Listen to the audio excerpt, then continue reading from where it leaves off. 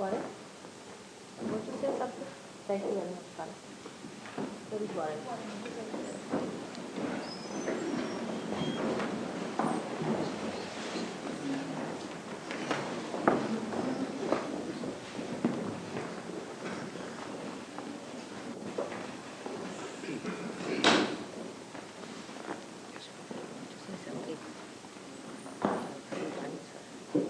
Bala has already given a nice introduction.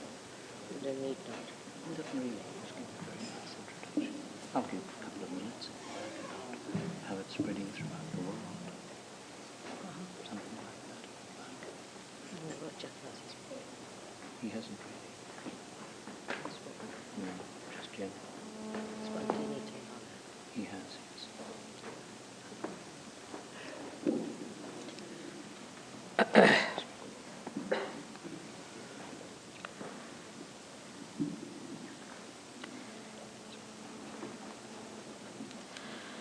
I thank all the Sahajogis from Derbyshire and Birmingham for giving me this opportunity to talk to the seekers of this place.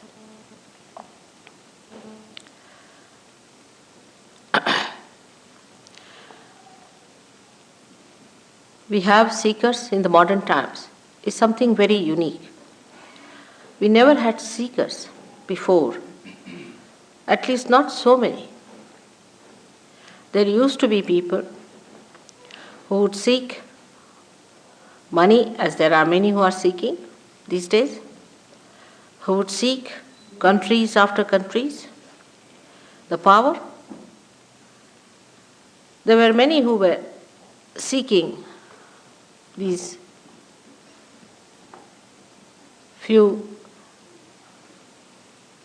pearls of bliss of God, very few. The reason was the awareness, the collective awareness of human beings did not think themselves perhaps capable or perhaps needing some seeking. But today, it's such a beautiful combination that there are seekers of very high quality born on this earth. Those who are seeking are in masses. They are not one or two here and there, sitting on top of a mountain cave or something and trying to meditate. But there are so many who are seeking, who feel dissatisfied with themselves, with whatever they have. They think there must be something beyond. Those who feel that they have not yet found their meaning, those who feel they have to find the purpose of their life, those who feel that there has to be something higher than what they are into. All such people are seekers not of today, but of thousands of years.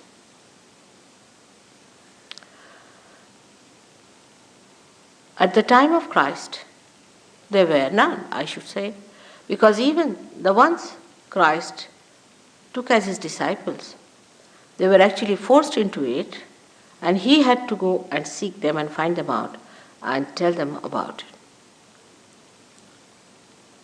So we have to say that these are very important times in the history of creation where there are so many seekers. But the problem with the seekers today is this, that they don't know what they are seeking. They have no idea as to what to seek, how to seek, what to expect. It's an unknown area they are entering into. It's very unknown to them. And this unknown area which they are seeking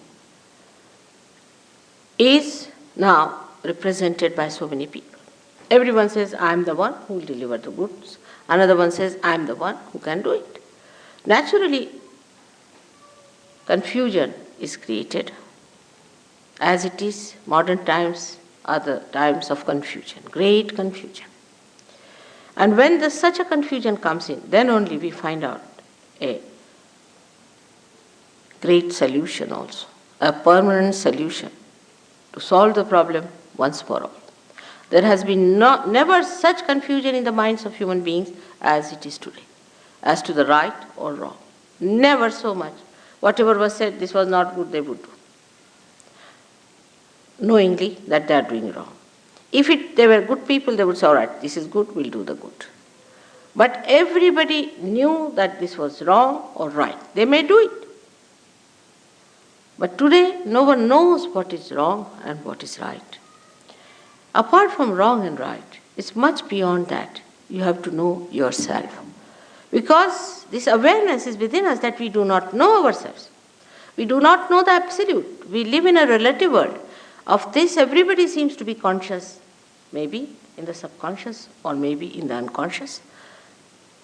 But definitely there's a feeling in every one of us that we do not know. And it's a very honest feeling.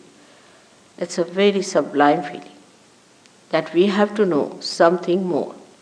Now when we say the word know, we think as if I would say, I don't know about Derbyshire, I have never been there. Now this means what? I don't know about Derbyshire. I mean, what don't I know about Derbyshire? I can read it in the books. I can find out. I can know all the history of Derbyshire. I can find out who are the people who were making beautiful porcelain here. I can find out all about their history. Everything I can read about it. Still, why should I say I don't know anything about Derbyshire? Because I have not been to Derbyshire before. I have not been to Derby. I have not been to this area. I have not seen this place. I have not visited it. I have had no experience of this place, so I don't know about it. This is exactly what is the situation. The situation is that we do not know about the divine. We have read about it. We have heard about it. So many people have written about it. Once they know there's an inquiry about it, they come out with books. Books after books, thousands of books they have written. How many of them are true and how many of them are untrue? It is impossible to find out because we do not actually know. Supposing somebody says that Duke of Bedford was born in Derbyshire. All right, how will I know? I would not know till I meet somebody who is really belonging to that place, who knows about it. In the same way, the knowledge that we have also about divine is very confusing. But this is not knowledge. This is never the knowledge. The idea of knowledge comes to us as if it is a kind of an answer to our inquiries which is rational, which we can understand intelligently through our intelligence. But now this area is beyond intelligence, beyond rationality. Beyond all that is limited is the unlimited area. All such unlimited areas can be only known by experience of your awareness.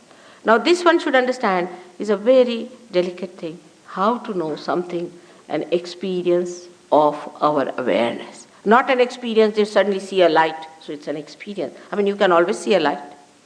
It's so great. The people feel about it that they have seen some light suddenly sparking before them. Nothing so great. There could be some areas from there a sparking can come and maybe it is of no use to you, but just you might feel that you have experienced. So one must know that seeing is not experiencing. For example, a dog sees this instrument. But what does he know about it? He sees it.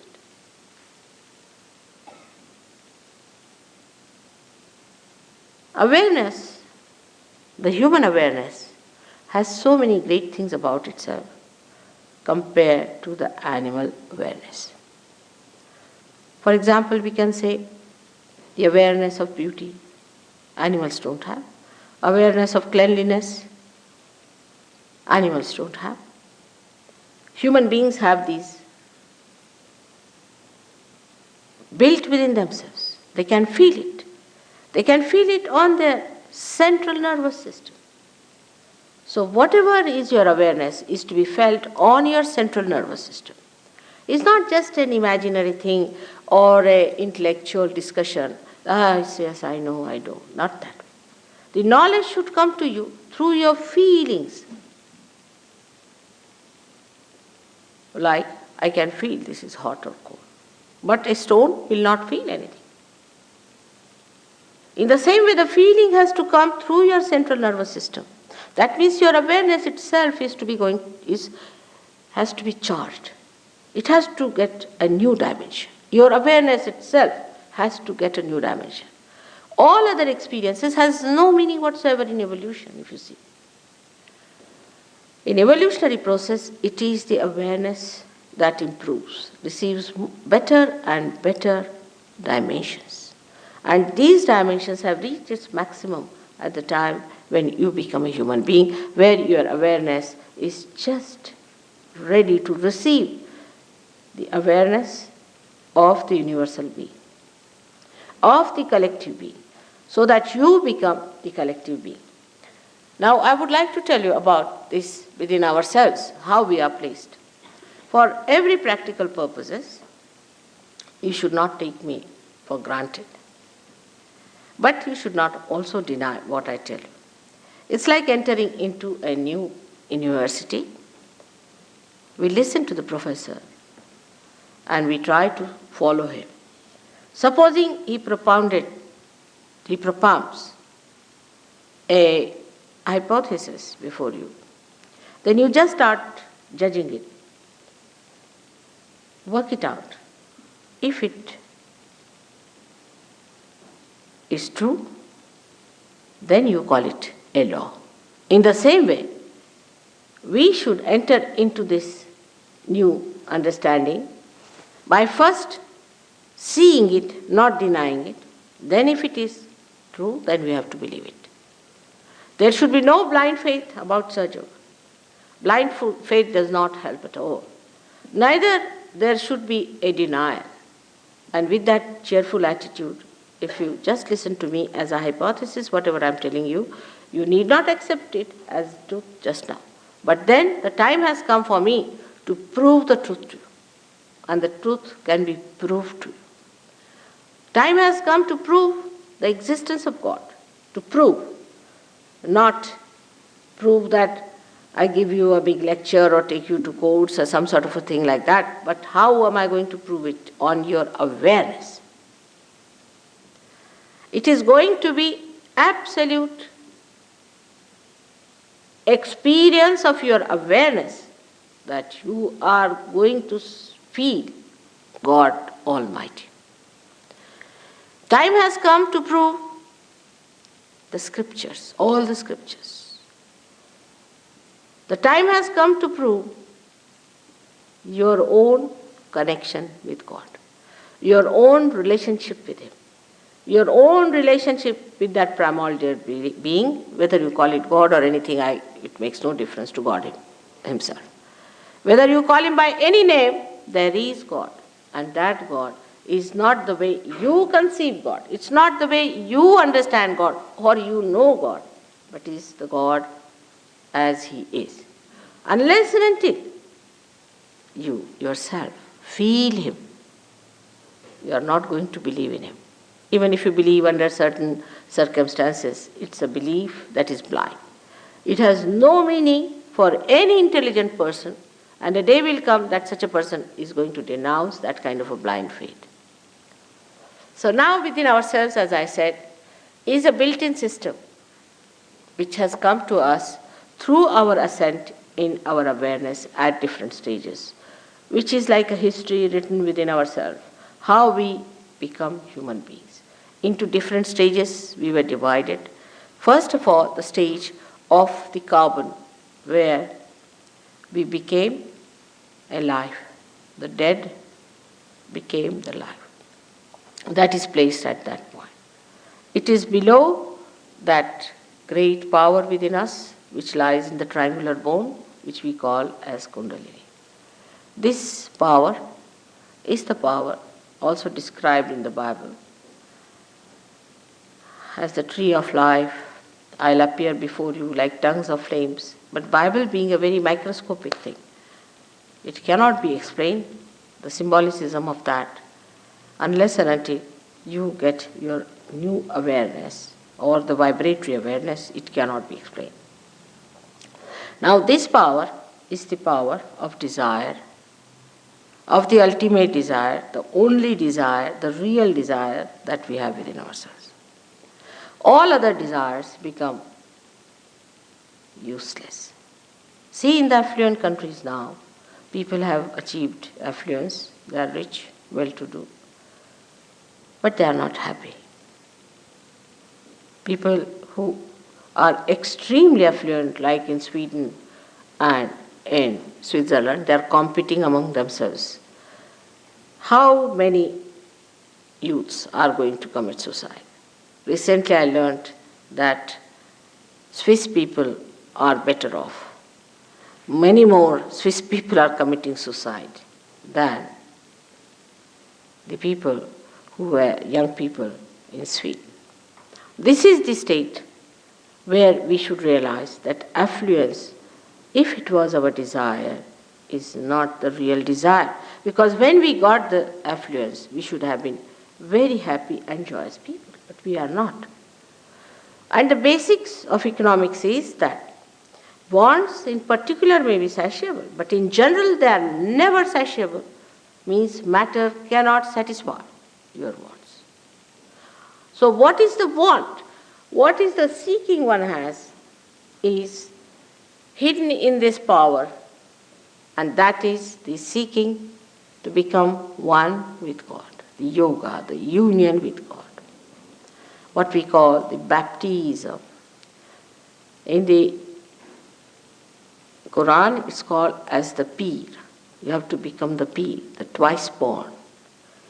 It is described in various languages, but the same thing that they have described is the same in every scripture. If you try to follow what it means, you'll be amazed that they all said the same things. Now somebody might say there might be some other methods, mother. It can be something else that can work it out. There's no other method, because this has been worked out for thousands and thousands of years within yourself since you became carbon, and is all arranged within you by nature. Like somebody can say that a seed has to sprout by some other method. There is no other method for a seed. The seed has got a primule, and the primule has to be awakened, is the only way it works out. In the same way, it is going to work out in all of you. This power is to be shaken within you. It is to be awakened within you. If it is awakened within you, it rises. But what is this power? This power is to become one with the Spirit. So this power knows that it has to become one with the divine. Now, we have so many other desires, so we should say, how is it related to that? It's like this, that we have to say, come to the Vishal and meet you all people. Now we come all the way, we come up to Guildhall, come up here, and don't meet you. Then all my coming, all my traveling is useless because I have not met you. It has no meaning whatsoever. In the same way, all other desires are just to accomplish this desire, the ultimate desire, the desire to become one with the divine. Lots of things can be said about Kundalini. I must have spoken hundreds of times about Kundalini. And to know more about it, you will have to get to Surge Yoga and know more about it. But just now, I have told you in brief what is this Kundalini and how it is placed there. Now, above that is the second, actually the second one we treat as the third one, it looks here, is the power of, I was saying up here, this is the center of our seeking. This center is called as the Nabhi Chakra, which gives us our seeking. When we are in the state of animal, then we seek food through our stomach. And you will be amazed then when we become human beings, also we seek our money through our stomach. We may get little diverted here and there. But ultimately we even seek our God through our stomach. Surrounding this stomach is the area where one has to cross. And this area is actually the area of the masters. All the primordial masters were born in this area, like Moses, Socrates. There are main basic 10 primordial beings who came on this earth, who came to give us an idea as to our seeking, what we have to do. Basically, they came here to teach us how to balance ourselves, how to balance so we can ascend. Now, all these great prophets or primordial beings, we should say they were the ones who were the masters, they came to inform us that if you cross too much onto the left side or too much on the right side, then you will be falling in your sustenance, in your quality as a human being. As a human being, you have to have a sustenance. And this is the center that gradually unfolds the sustenance from animal to higher animals and to human stage, where a person starts realizing that these sustenances exist within us. That's how all our laws have come. The 10 commandments of the Bible are the 10 sustenances that are within us. These are the 10 gurus who came on this earth to save human beings from getting out of the middle path, going more to the left and more to the right. Now the left side, as you see here, is the side which is the emotional side within us, is also the power of desire, is the emotional side which gives us our subconscious, and beyond that is our collective subconscious. On the right hand side, we have another power of action, that our desire we try to put in the action, and this power of action gives us our future and sustains our physical and mental activities. As a result of that, we develop an institution in our head called ego. Everyone has it. There's nothing to be frightened of. When we do something, we feel we have done it. And that is a myth, but still, we carry on with the myth because we have not yet seen the reality. The another one is the left side power within us, by which we receive the aggression of others, by which we have our past, gives us an institution as a byproduct of our activity, emotional activity, an institution like a balloon you will see there called as super-ego. These two things meet in the head just like this. As you grow and a calcification takes place on top of your head near the fontanelle bone area, and this soft area which is pulsating in childhood becomes completely covered. Thus you developed your I-ness. You become Mr. X, Y, Z and all that. You develop your own freedom. This is the freedom that you have achieved to be Mr. X, Mr. Y, Mr. Z. After achieving this, you start using the second center, which is the center of your creativity, the center of your action. Animals do not have any ego. Of course, if they live with human beings, they may develop. But otherwise, they have no ego at all. And if you do something wrong, you feel hurt, you feel guilty. Animals never feel guilty. Because it is in their nature to kill another animal, it is in their nature to eat, so they never feel guilty. It's only human beings who say, oh, I should not have said this, I should have not done this. This is only human quality that we feel guilty. It is only human quality that we aggress others. So the second center comes into play, by which you think. And you think about the future, you plan. Your physical, I think it's too much now. Can you stop it? Can't just bear it. Better stop the light, it's too much. I've been having this all through, it's too much. And you think, for that thinking you require energy. And this energy you get from the cells of fats that are in the stomach, which are converted for the use of brain. And when this conversion takes place, this poor center has to work very hard. When you think, this center goes into action. It has to work very, very hard for one work only, and that is to look after the supply of fat cells. There's too many lights there. Can you put off these lights? Just on. Can you please put off the strong overhead lights? No, these three.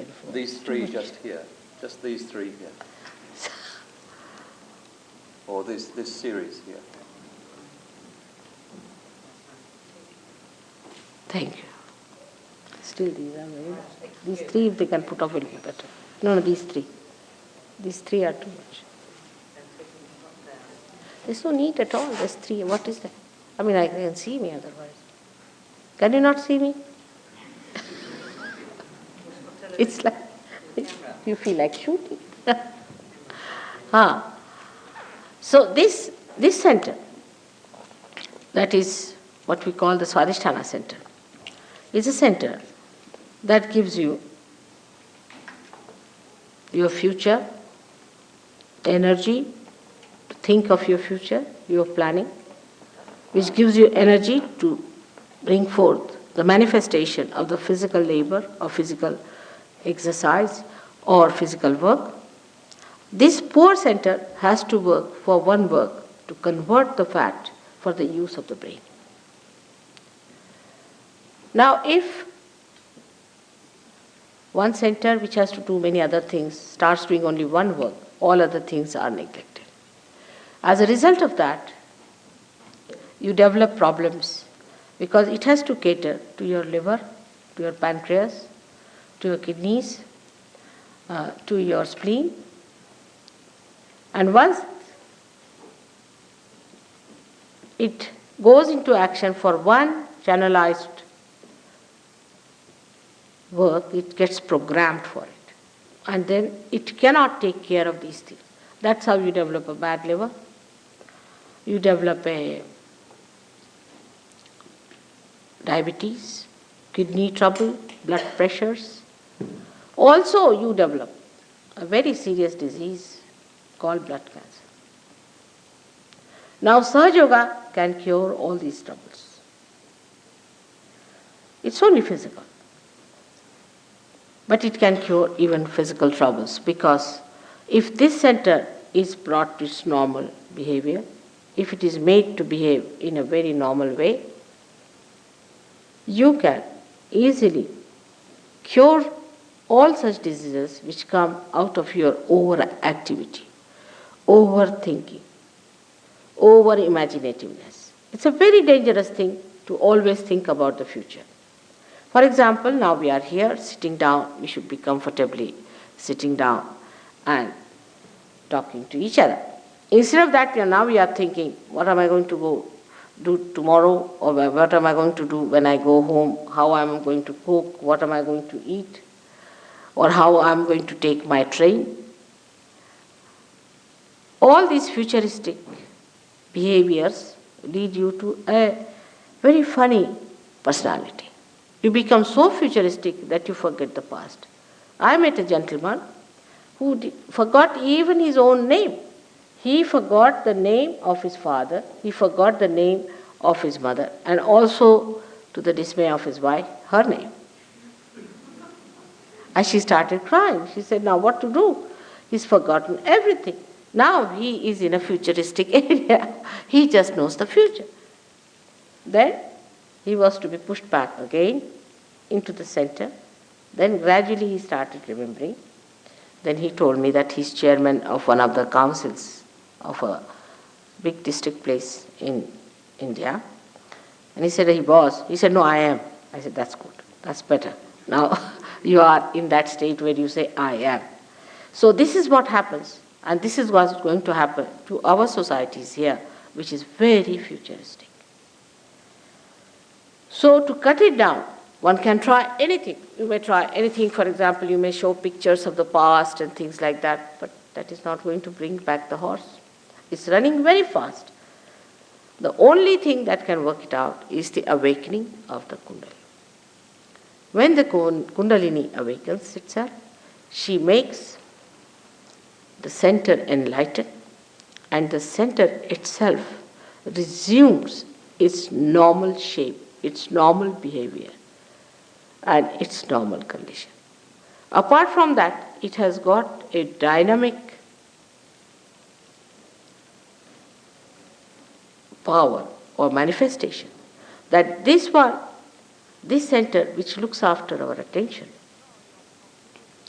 becomes enlightened, and our attention becomes enlightened, and the attention which is enlightened becomes dynamic. In the sense now, sitting down here, you can pay attention to anyone. Just pay attention. You don't have to do anything.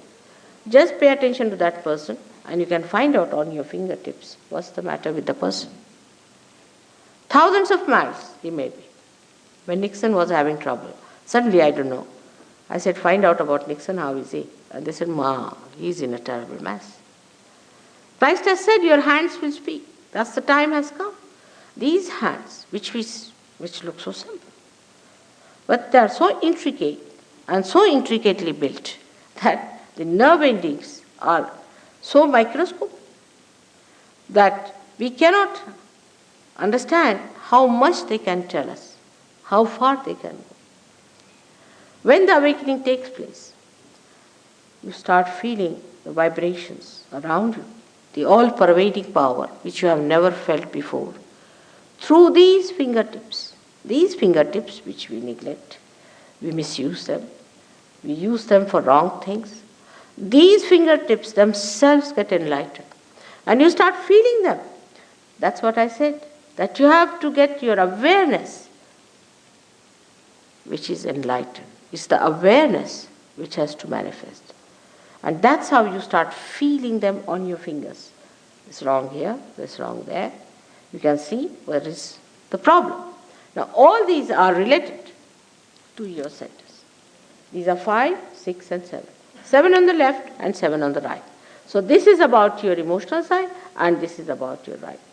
About your physical and your rational, or you can say mental side.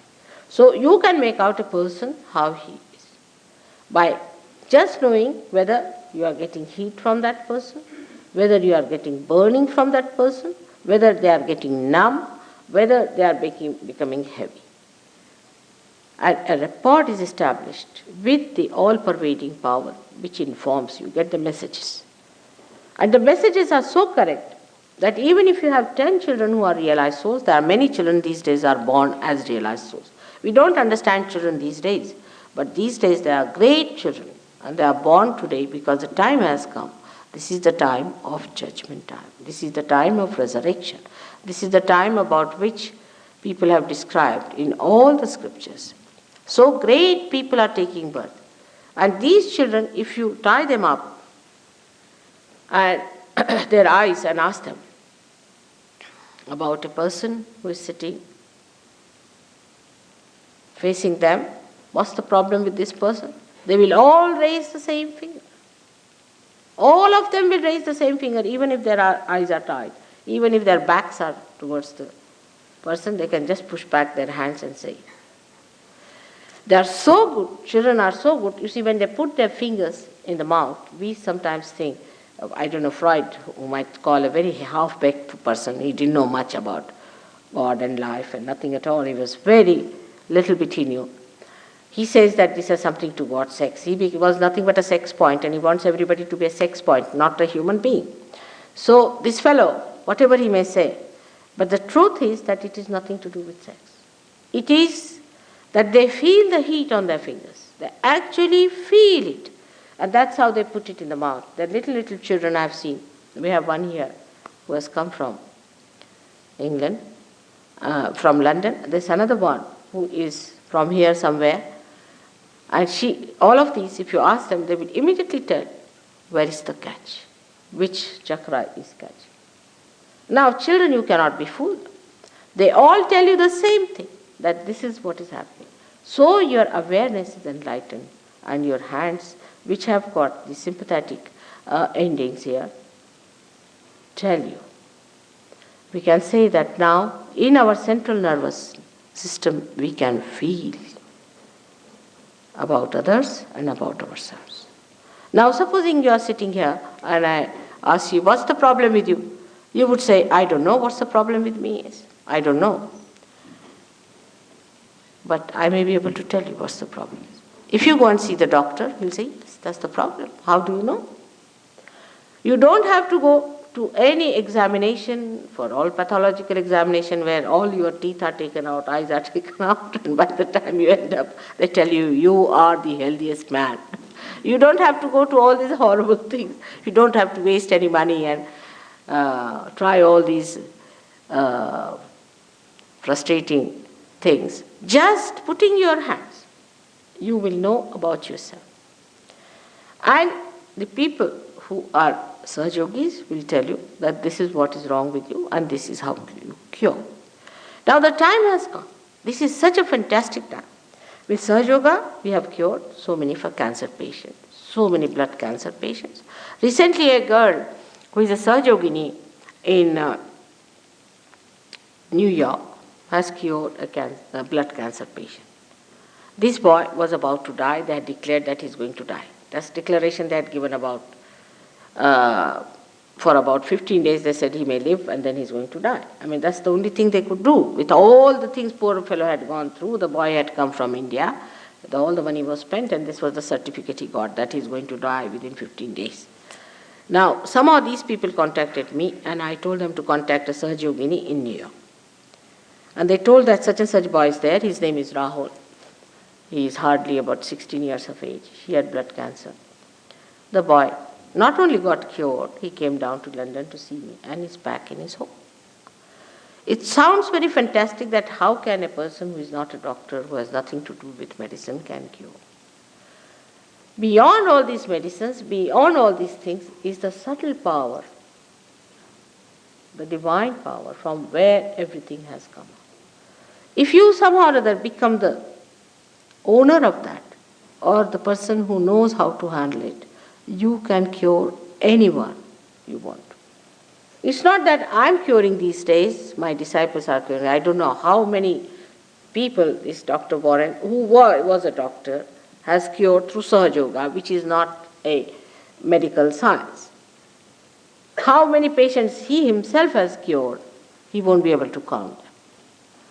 So the whole system is going to change. Now you are going to become the master of yourself, of your powers. And all these powers are going to be released from. Now when we say that there were gurus who could cure, there were gurus who could stop a growth of a horrible disease and things like that, we think it's not possible. We think it is an impossible thing. How can it be? How can we believe it? It's a cock and bull story. But you yourself, when you see manifesting it, you will be amazed. Once I was traveling by a ship, and the captain of the ship, I gave him realization. And it so happened that one of the ship's staff got into the freezer, and he got choked up and he got pneumonia. Of course, I was in a position, I was traveling because my husband was the chairman of that company. So he would not ask me to go down. He thought it was too much to ask me. I said, all right, if you don't allow me to go down, you better go down to the spot where he is. Don't send any SOS to call a doctor or anything. You just go and put your hand on his chest for about 5 minutes. His pneumonia got cured completely. And this Captain Kuto could not believe it. He said, how could it be?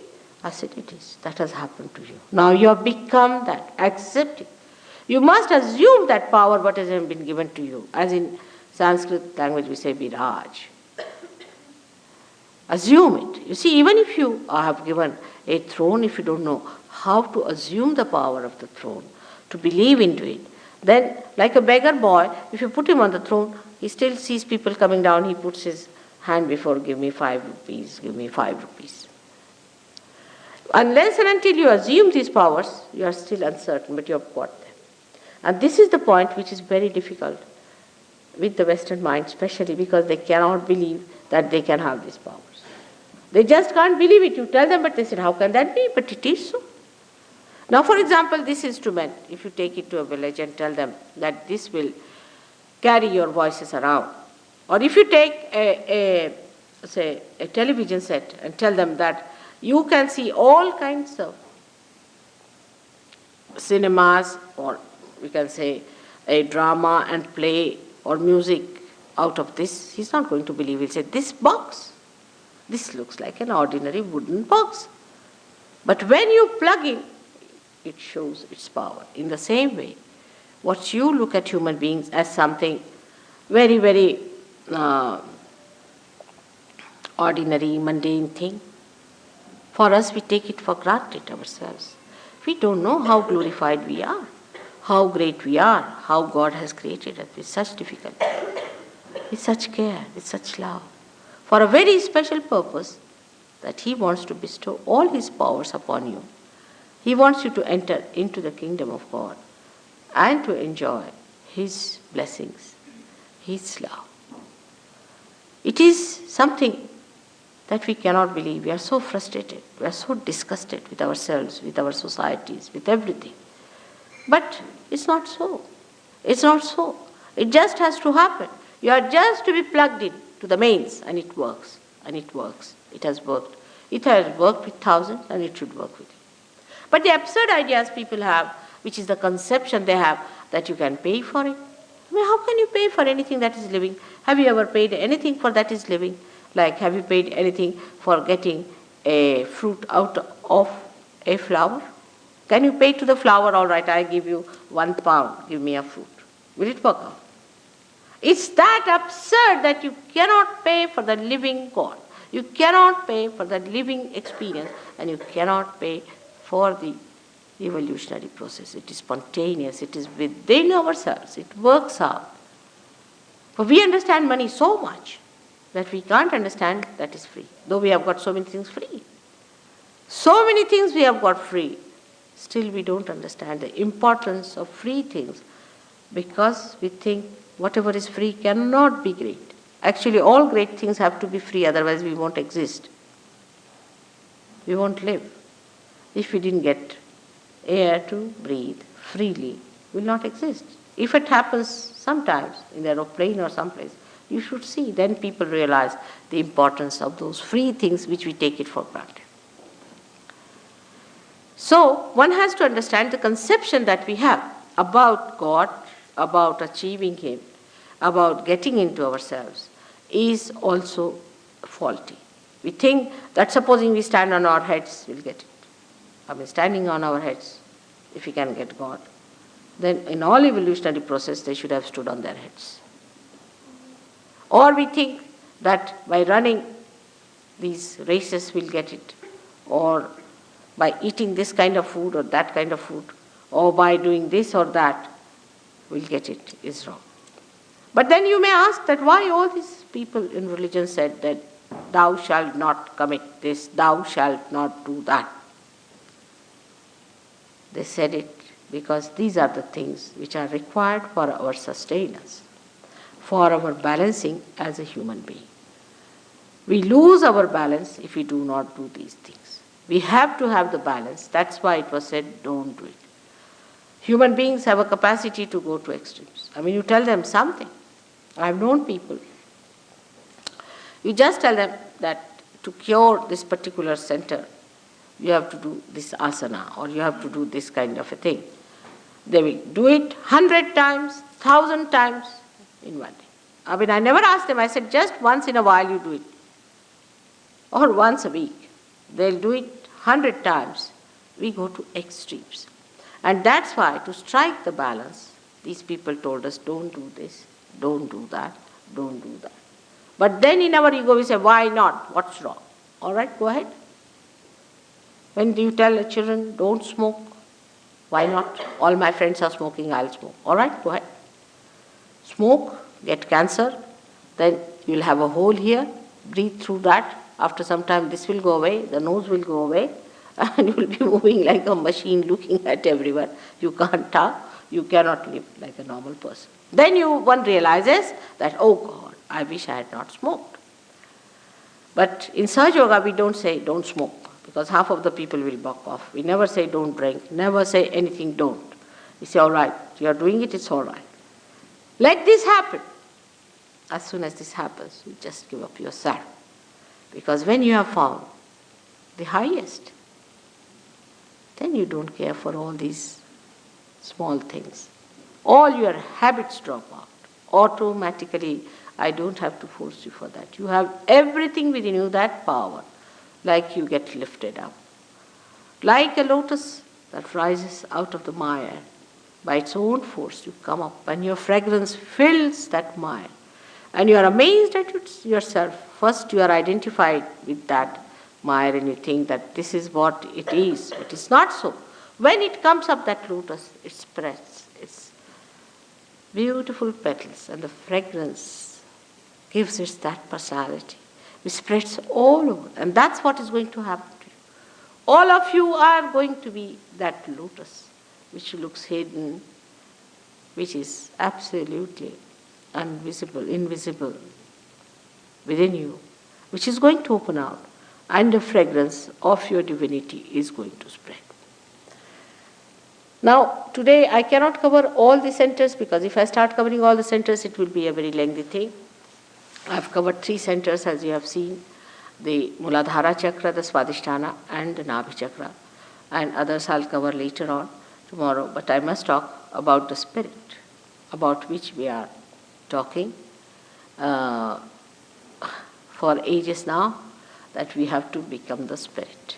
Now, English language, as you know, spirit can be anything.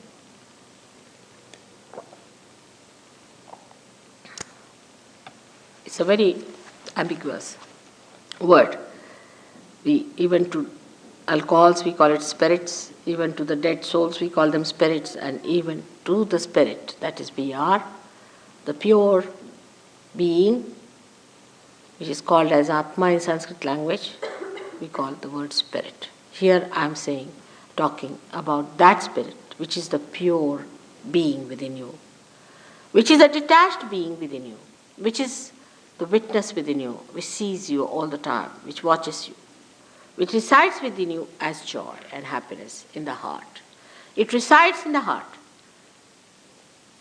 This spirit is not in our conscious mind, is not in our central nervous system, is not under our control. To give it an analogy, I say that the left side within us is like the brake, and the right side is like an accelerator in a car.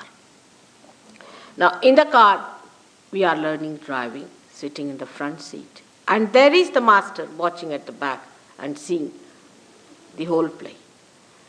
Now, what you do is to go to the left, means sometimes you put the brake, sometimes you put the accelerator, make mistakes, and then you learn how to drive.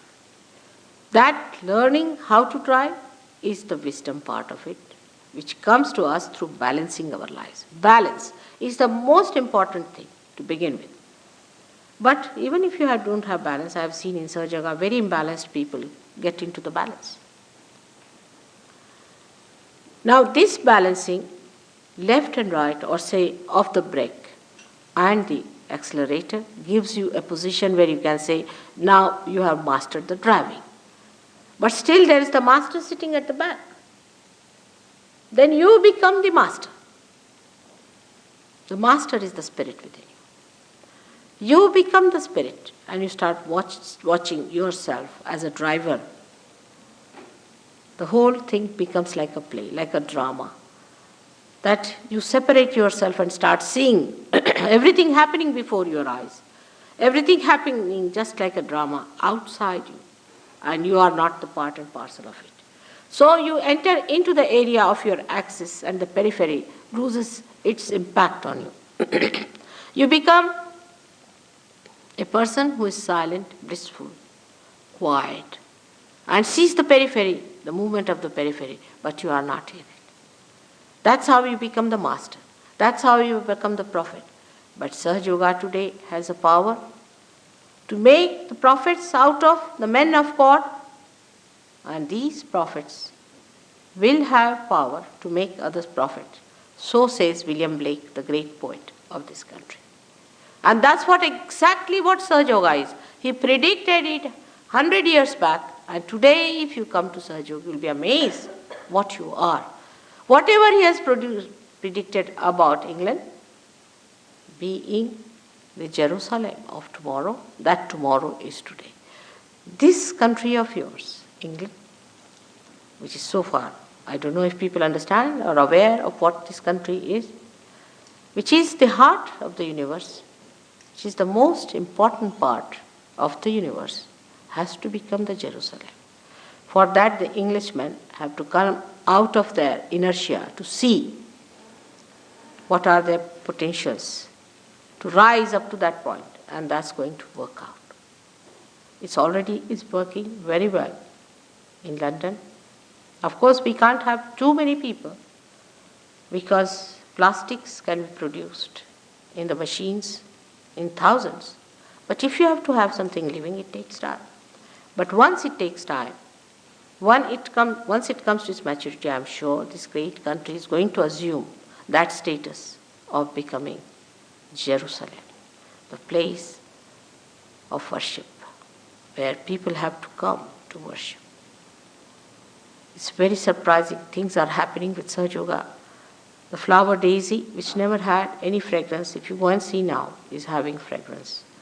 Most of the English flowers had no fragrance. They were known by that.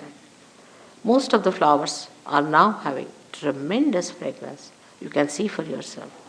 All these things are working by nature, are worked out, they are coming. What about human beings? Where are they? What are they doing? Where are they lost? This is a very sad thing. I came to London just by chance, I should say, or maybe that is prearranged. My husband got elected to this job and he had to come. And this agency of the UN is only placed here. It's in England.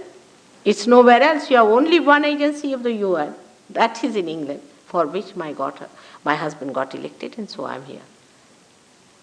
Otherwise, I don't think I could have come here like a guru, because I don't have any other interest but this. And I could not have come here otherwise, because uninvited I would not come to a country.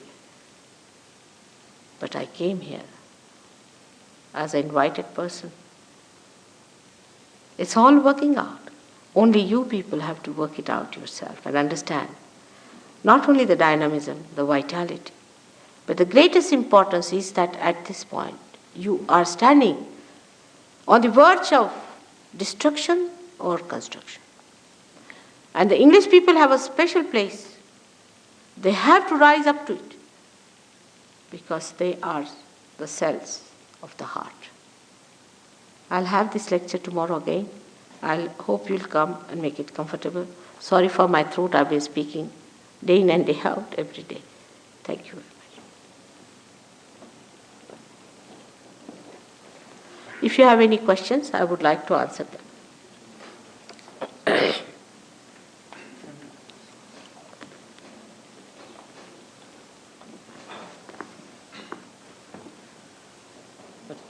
If you wanted to use that, it's available for you. Well, thank you. What am I using? Is it not? This is not, is it not? Yes, it is. Yes, it is. But this is additional, is it? Thank you.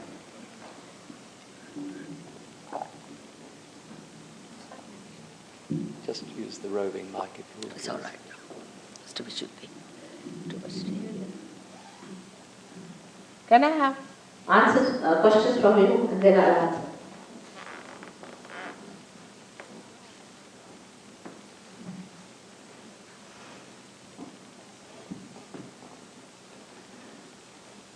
Yes, please. You know, you said you could cure when you got self-realization.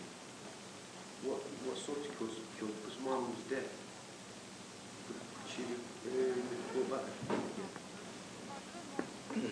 You said you could cure with after self-realization.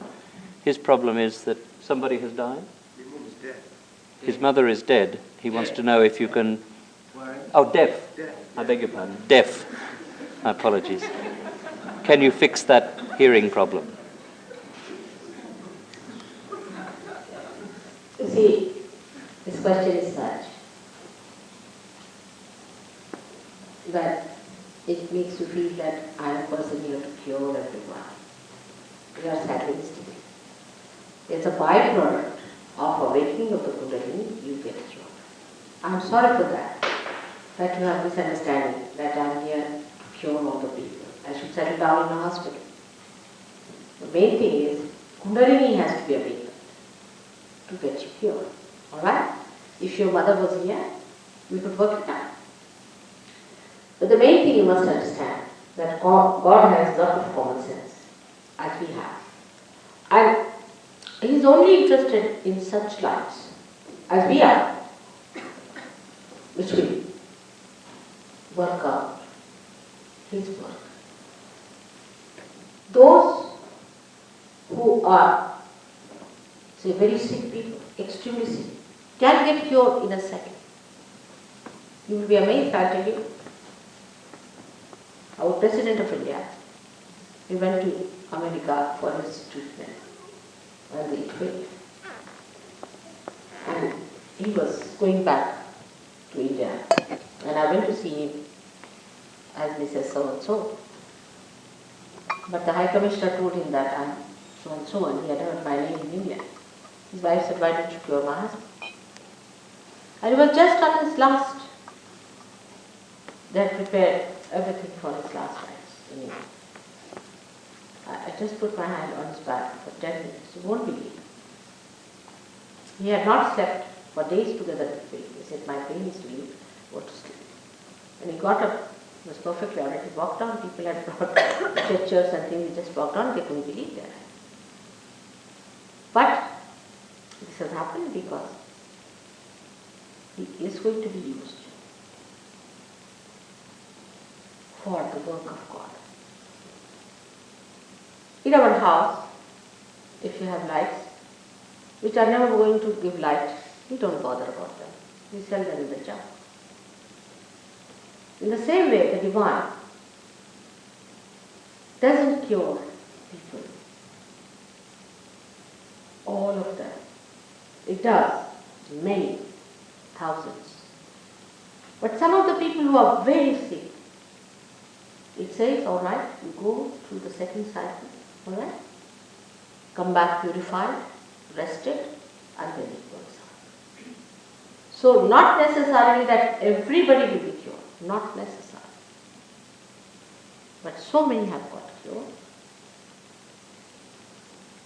And it has been. But that's not our main job is to give cures to people. No, it is to give realization to people. And as a byproduct, as you said, of course, if she gets realization, her deafness will. Many people have cured their deafness. Not only deafness, but even bald-headed people have got hair. He had no hair on his head when he came to me. But I don't say that after realization and before realization is so tremendous that it's better to take photographs before realization and see yourself come sometimes after realization. People, see, they have got their photographs before realization, they have thrown them away. It is different. But the main thing is not curing, is the self-realization. That's the thing. And age has no problem. Yesterday, I think in Birmingham, we gave realization to somebody who was a very, very, very, very old man. So age has no consideration, health has no consideration, nothing of the kind. Everyone can get it and should try to get it. Alright? So if you can get her, we'll work it out. But I don't promise it. Alright? May God bless you. Of course, self-realization I promise. That I promise. If you have patience with yourself as I have with you, you have to have patience. Any other question, please? Yes.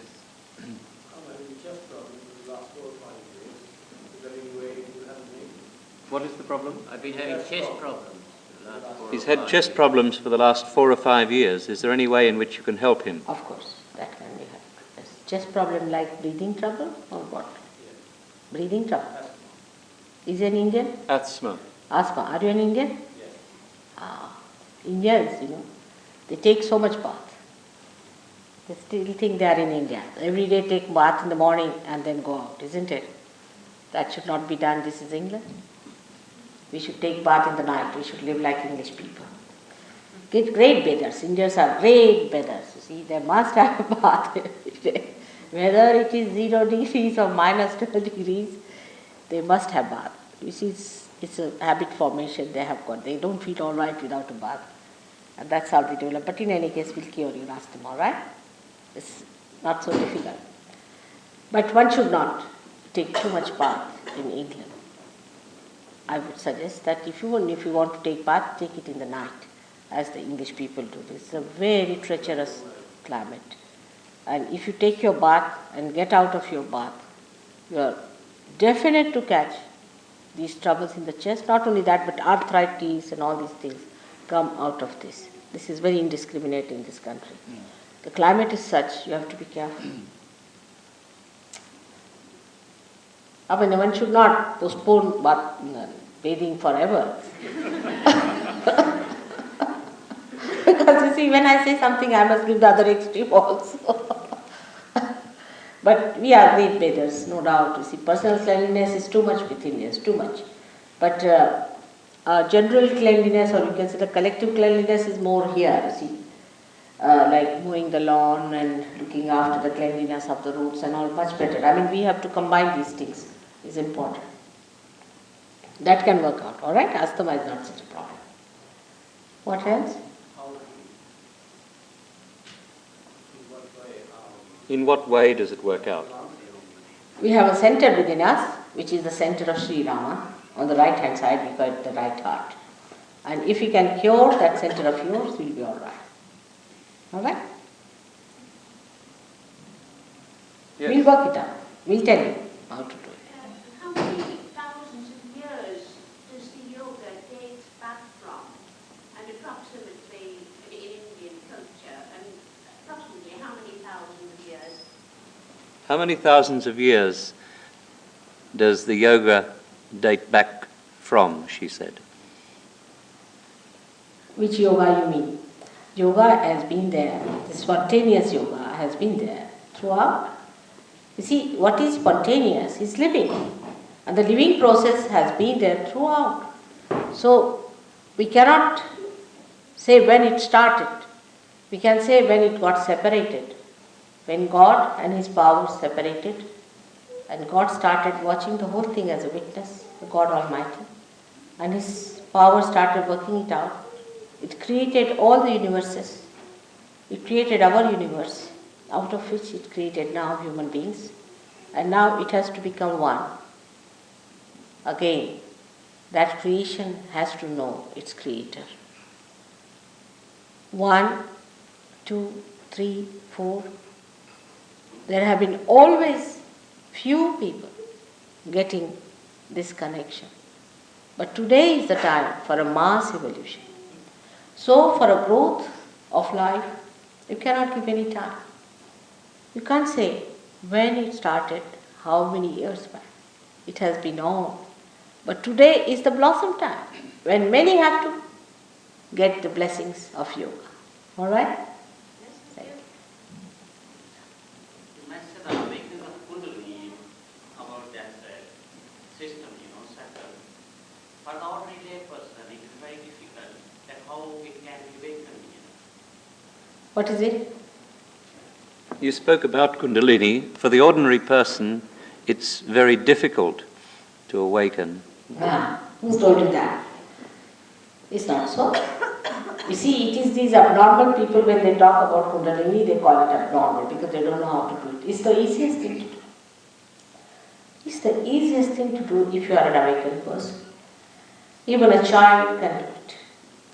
It's those people who say that Kundalini is very difficult are the people who have no idea of Kundalini at all. They are not masters. For a master, what is difficult? And even an ordinary can become a master. Then what is difficult? These are not masters. These are people absolutely naive, money makers, useless people. They write books without knowing anything about Kundalini. They are the misguiding people. It's the easiest thing to do. Just under your hand it will move, you will see it moving up, and you will see it pulsating on the head. It's not at all difficult. I told you it's the most vital thing that has to happen. And all that is vital has to be free and easy, sahaja. Why? In India we had Nanaka who said, sahaja samadhi lao. Sahaja samadhi lao. Nobody said it is difficult. Kabira never said it. He said, Pacho, pachiso, pakada, bulau, ek hi dora bandhau. I'll get 25 people together and put them onto one thread. Those who had the authority always talk like that. Nobody said it is difficult. It's only these people who do not know the job, who have no authority, talk like that. Don't believe that. It's the easiest thing to do. You will see yourself. But supposing it is easiest, then why should we deny? Supposing I have got the diamond for free, won't you see it? Won't you have it? Or are we going to feel, oh, it's very difficult, how can I do it? When I am saying it is easy, you don't have to pay for it. Alright? But how do you think that What's it? without the purification of the body and without the purification of the mind, it can work, you know? No, that's correct. Sit down. Sit down. Alright, please sit down. I'll tell you. That's the method people try. It doesn't work out that. Say your car is something wrong with your car. Alright? Now, can you clean it from out sitting inside it? Can you put it right? You have to get out of it. So the first Kundalini rising has to be done. You see, people have confused it. Even in Hatha Yoga, where there are Ashtangas. First thing is Ishvara Pranidhana, first establishment of God. First you are to be connected with God. Even in Christianity you have to be baptized first. Of course it's an artificial one, forget it, but you have to be baptized. Even as a Hindu you have to be Christian in a way, what you call a Yajnapadita is done at the age of 8 years. That's what realization is. Or Muhammad Sahib and all these people use Sunta, that's the same thing.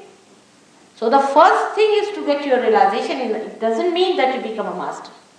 But awakening of the Kundalini, and then with the growth of the Kundalini you become a master. This was the real process, but they have put it upside down. How can you cleanse yourself? Unless and until you get out of it. Supposing my sari is spoiled, I have to take out my sari and clean it, isn't it? And that's why it is difficult.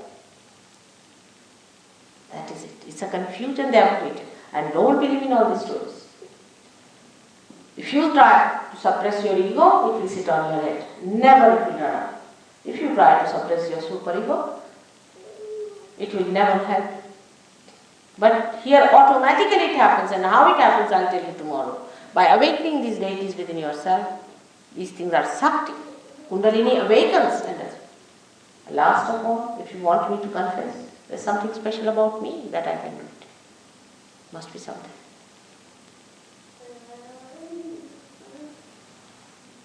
If you don't crucify me, I'll say that much, not more. You better find out. Otherwise, first thing you will do is to crucify me. I don't want it anymore.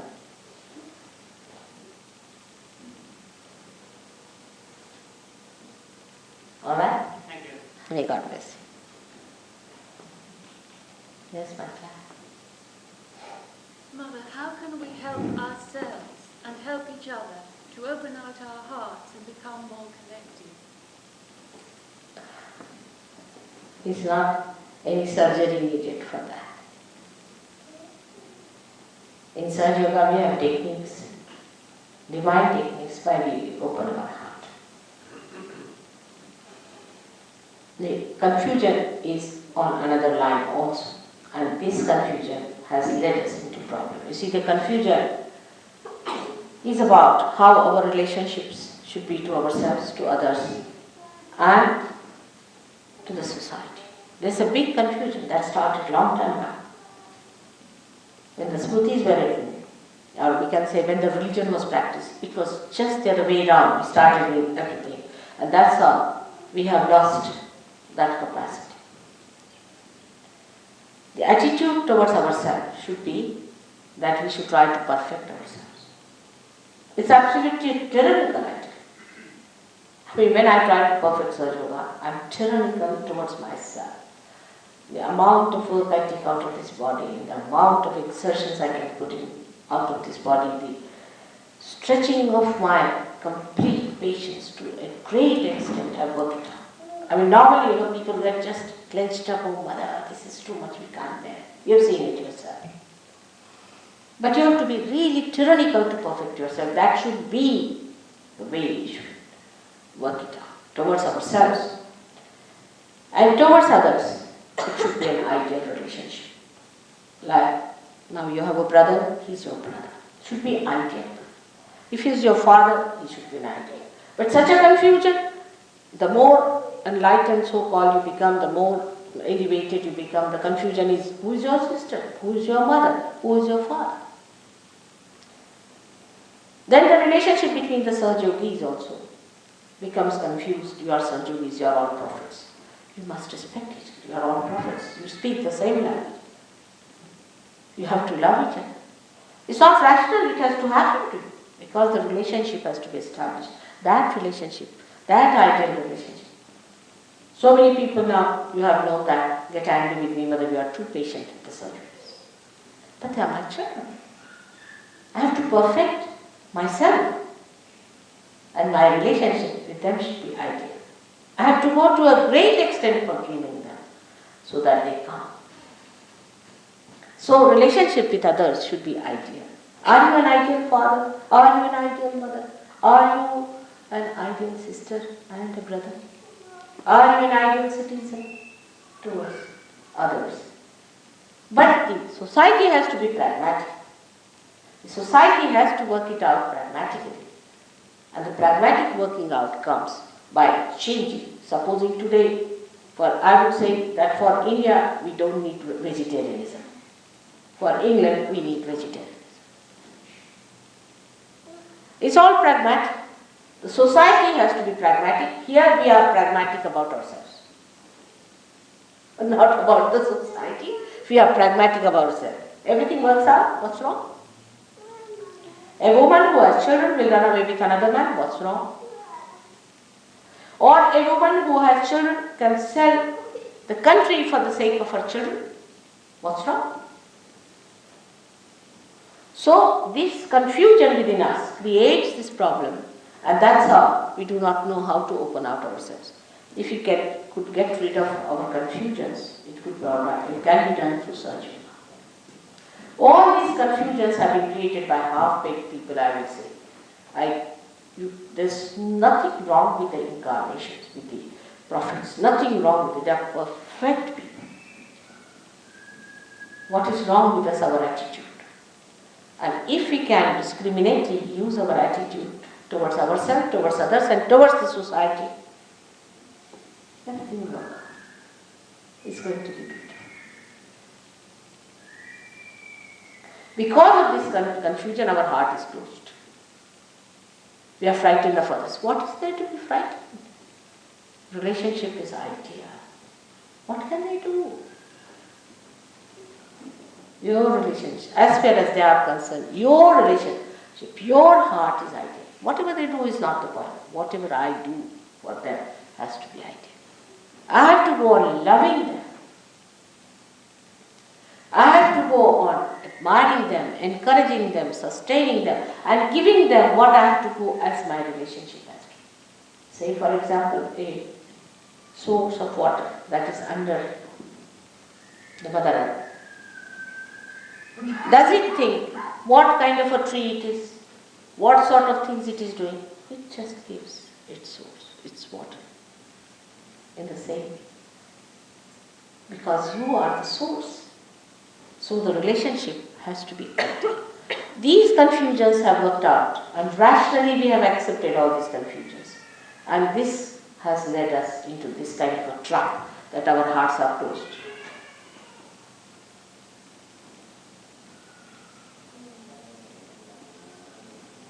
All right?